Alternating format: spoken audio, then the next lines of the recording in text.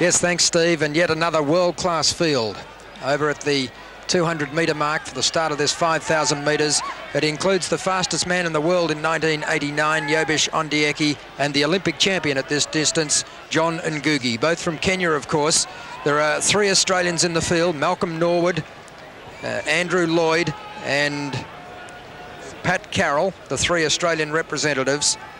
But the main challenge may well come from the English runners, including the man in the foreground, that's Jack Buckner, number 337, and Mark Rowland, number 396. A withdrawal from this event is the winner of the 10,000 metres, Eamon Martin, who has a virus, the 3rd Englishman. He has a virus and he is not taking his place in the field. And it's the New Zealander Kerry Roger who goes straight to the lead from Andrew Lloyd from Australia, and then back to Pat Carroll. And at number 396 is Mark Rowland, the English champion at this distance. And in the early stages, the 3 Kenyans, Ondieki, Tanui, and Ondieki, Tanui, and Ngugi, back towards the middle of the field.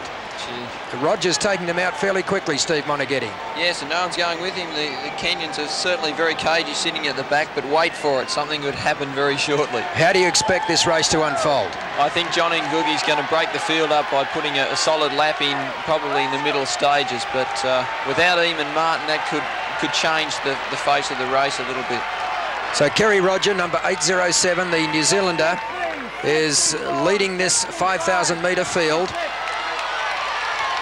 He set a New Zealand national record in Auckland a fortnight ago and appeared to be running in very good form, but his performance in the 10,000 metres was perhaps a little bit disappointing. So now he's being wheeled in initially by Pat Carroll from Australia. He's number 42. Andrew Lloyd is still there, and Rowland on the inside.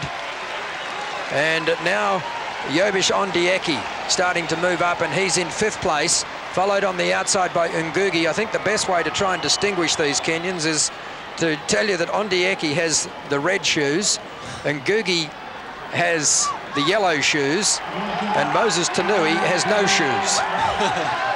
Now, this is Kerry Roger, the New Zealander, and he still leads the 5,000 metres field from Carroll of Australia, Lloyd of Australia, Rowland of England, and I'm just looking for Malcolm Norwood, who at this stage, the 3rd Australian, is back towards the rear of the field, although he's starting to... Oh, and there's a fall. There's an interesting fall, and it's involved one of the Kenyans, and... Jack Buckner. And Jack Buckner, it's John Ngugi, the Olympic champion, that fell. Well, that really is going to throw this race wide open now. And it's Ngugi who's really starting to run hard at the back of the field, trying to make up the ground that he lost. What a tragedy for the Olympic champion, John Ngugi, who fell, and it's left Kerry Roger out in front from Carroll, Lloyd and Rowland, and Ondieki is the best placed of the Kenyans. Here's a replay of it, Steve. Let's have another look.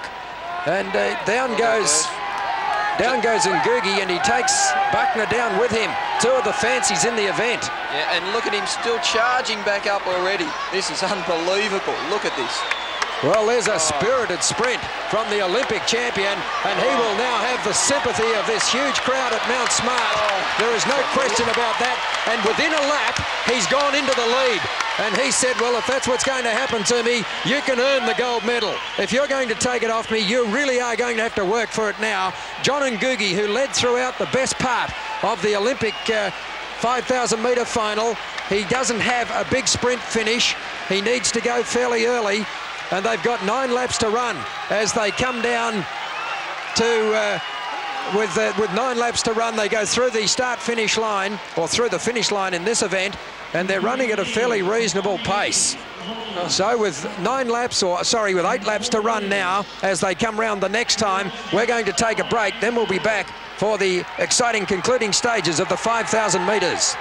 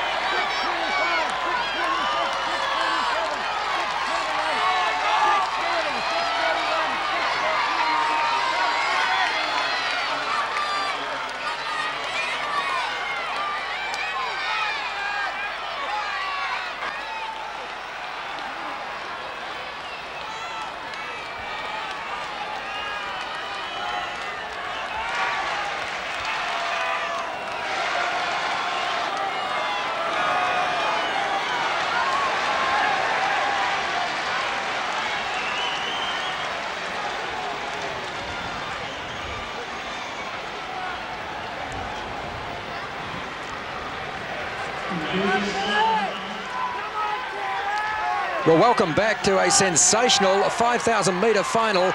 It's still John Ngugi, the Olympic champion, that leads this field from Williams of Canada and Rowland of England.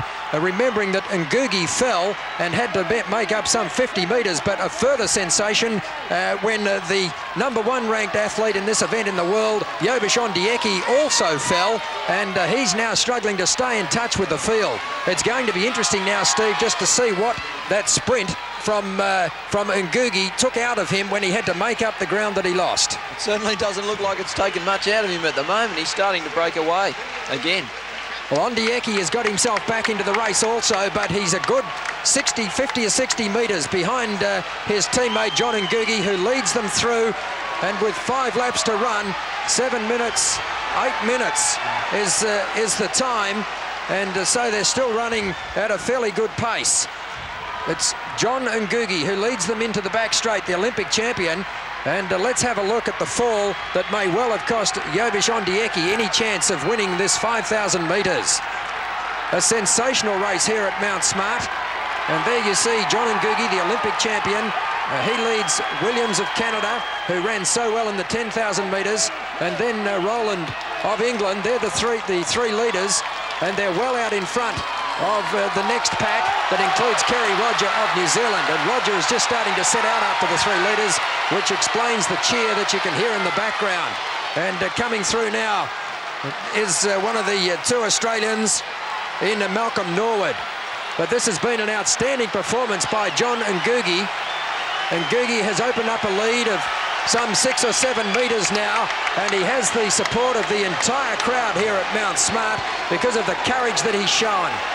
A most unfortunate fall very early in the race. There's Yobish Ondieki, number 565. That's Tanui, I think.